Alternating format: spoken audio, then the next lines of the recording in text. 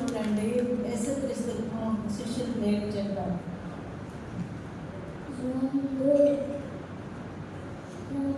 అందులో పుస్తకాలు కలవు. ఒక పాత నిబంధన, రెండు కొత్త నిబంధన.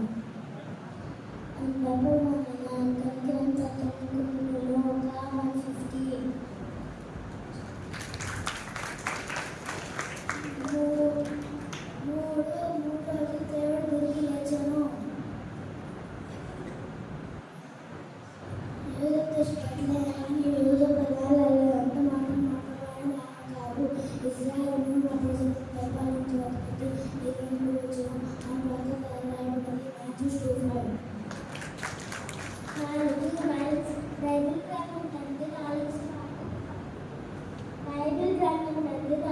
వార్తలు కలవు.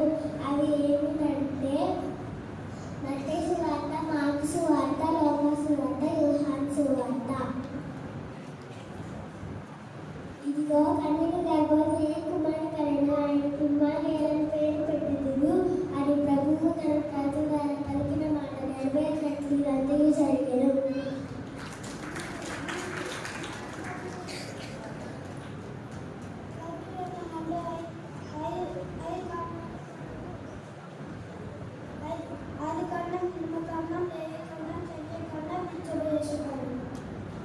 ఇదిగో గర్భవతి అయి కన్యక గర్భవతి అయి అతనికి ఇమ్మానుయేలు పేరు పెట్టెను. ఆరవ రోజున యేసయ్య నరుని సృష్టించాడు. యేసయ్య నన్ను సృష్టించాడు. నా రక్షకుడైన ప్రభునందు ఆనందించబడినను. లూకా 1:50.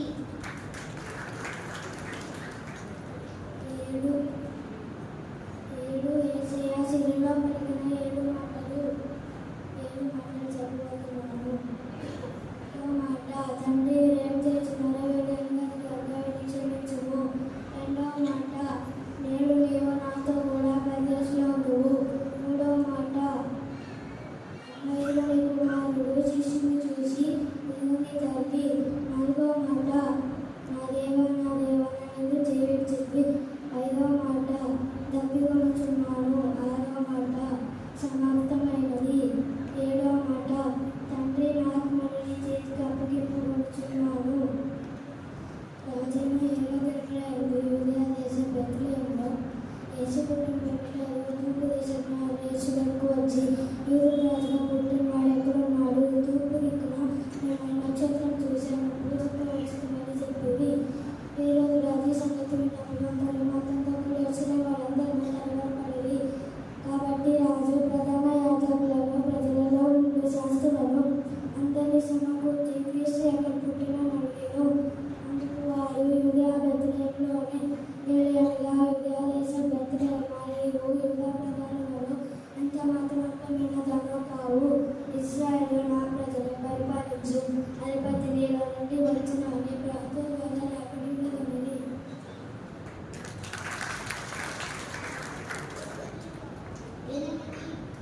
నోవా కుటుంబంలో 8 మంది రక్షింపబడ్డారు. గాబ్రియేలు అనే దేవుడు గలిలయలో నజరేతు అనే ఊరిలో దావీదు వంశస్థుడైన యోసేపు అనే ఒక పురుషునికి ప్రదానం చేయబడిన కన్యక యొద్దకు ఆ కన్యక పేరు మరియా. ఆ దూత లోపలికి వచ్చి, దయాప్రాప్తురాల, నీకు శుభము, ప్రభువు నీకు తోడై ఉన్నాడని చెప్పాను.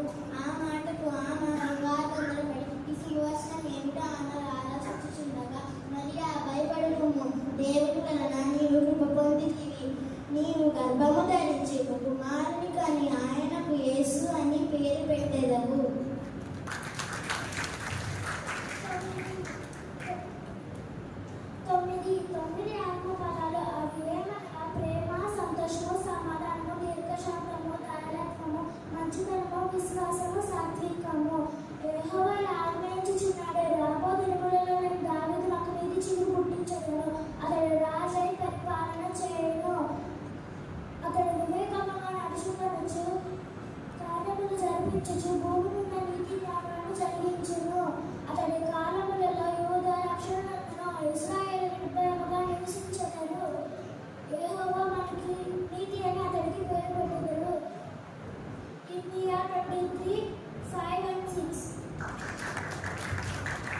పది పదాజ్ఞలు నీ దేవుడైన యెహోవాను నేను తప్ప వేరొక దేవుడు నీకు ఉండకూడదు.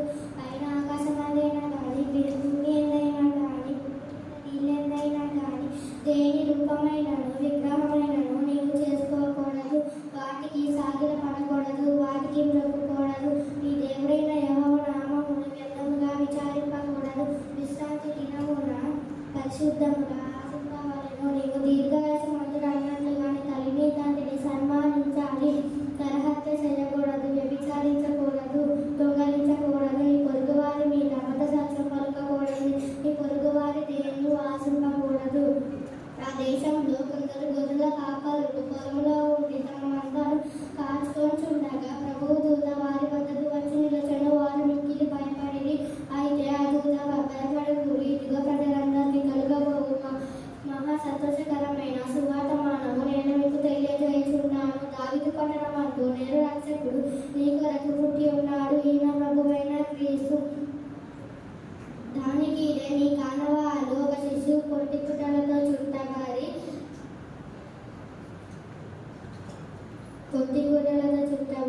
ఒక తొట్టిలో పండుకొని ఉండుట మీరు చూసినారని వారితో చెప్పాను. వెంటనే పరలోక సైన్య సమూహము ఆ దూతతో కూడా నుండి సర్వోన్నతమైన స్థలములలో దేవునికి మహిమయు ఆయనకి ఇష్టమైన మనుషులను భూమి మీద సమాధానము కలుగును గాక అని దేవునికి స్తోత్రము చేయుచుండెను. Thank you.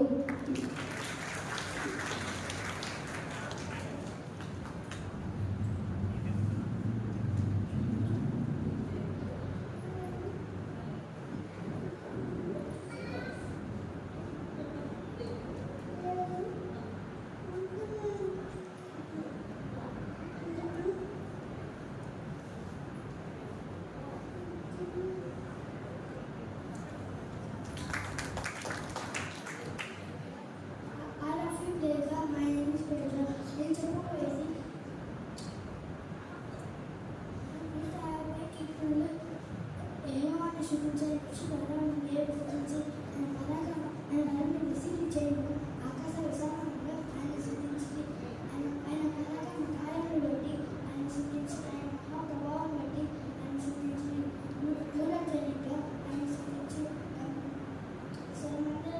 సిద్ధార్థను ఆయన సృష్టించి గంభీర కాలంలో ఆయన సృష్టించి రోగ కాలంలో పిల్లల గౌరవంలో ఆయన సృష్టించి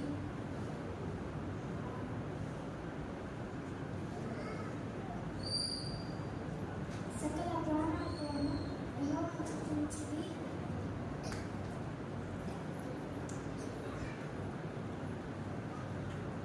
థ్యాంక్ యూ.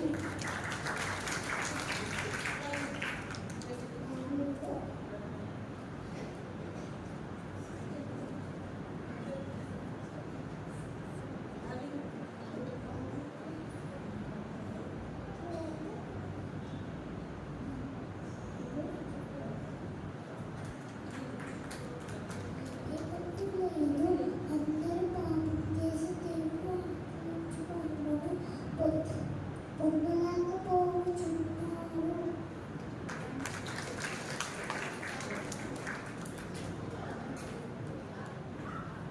అందరికీ ప్రైజ్ లార్డ్. నా పేరు శ్రావణ్. యెహోవా గారి సన్నిధిలో నుండి నేను నీకు మొరపెట్టుచున్నాను. ప్రభువా, నా ప్రార్థన ఆలకింపుము. నీ చెవి ఎక్కి నా అంతటివన్నీ నీకు యెహోవా నీకు దోషం దాన్ని కనిపెట్టి చూచిన ఎడల ప్రభువా ఎవడు నిలవగలడు? ఆయన జనులు నీ ఎందుకు భయభక్తులు నిలుపునట్లు నీ యొక్క క్షమాపణ దొరుకుతుంది. యెహోవా కొరకు నేను కనిపెట్టుకొనిచున్నాను. నా ప్రాణం ఆయన కొరకు కనిపెట్టుకొనిచున్నది.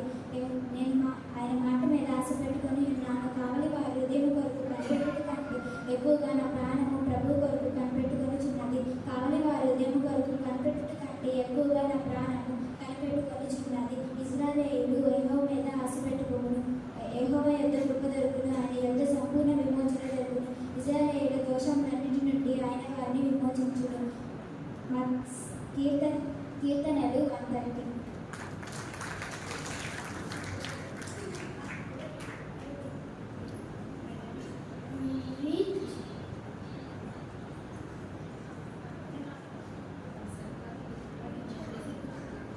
గిచ్చు ముక్కి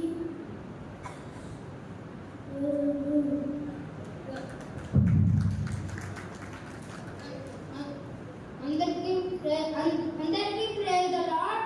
నా పేరు జాన్ ప్రదీప్. నేను యేసు గురించి చెప్పబోతున్నాను. 1వ అధ్యాయం 8 నుంచి 22 వరకు. యేసుక్రీస్తు జనన మీద మెట్లనగా ఆయన తల్లి మరియ యోసేపునకు ప్రదానం చేయబడిన తర్వాత వారి కుటుంబాన్ని పరిశుద్ధాత్మ గర్భము ధరించినది. ఆమె భర్త అయిన యోసేపు నీతిమంతుడై ఆమె నామం పచ్చనయంగా రహస్యంగా వినాలో ఉద్దేశించును. ఈ సంగతుల నుంచి గూర్చి ఆలోచించుచుండగా ఇదిగో స్వప్నం ప్రభుదూత ప్రత్యక్షునిగా దావీదు కుమారుడైన యోసేపు ఈ కార్యాన్ని మరియను చేసుకుంటున్నాము భయపడుతుంది. ఆమె పరిశుద్ధాత్మ వలన